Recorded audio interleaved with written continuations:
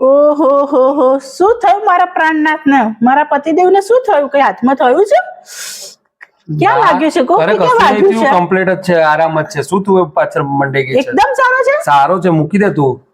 તો સવારનો નહીં દરરોજ મારા માટે રૂમાલ ભીનો અહીંયા મૂકો છો?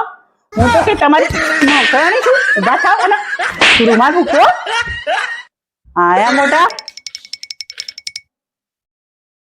અલા તમે તો દવાખાને ગયા હતા ને, જઈને આયા?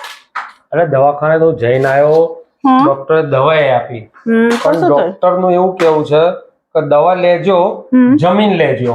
હમ હવે એ ખબર નહીં પડતી, એ બંડી એ ફાટી જાય છે, બંડી લાવવાના પૈસા નહીં, હું જમીન ચો લઉં? અલા જમીન લેજો એટલે કે ખાઈ લેજો. ખાધા પછી આ તમારે દવા લેવાની છે.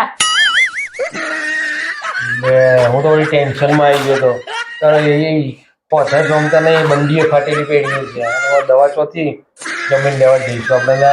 10 ગોળીઓ માટે જમીન લેવા જવાનું આપણે.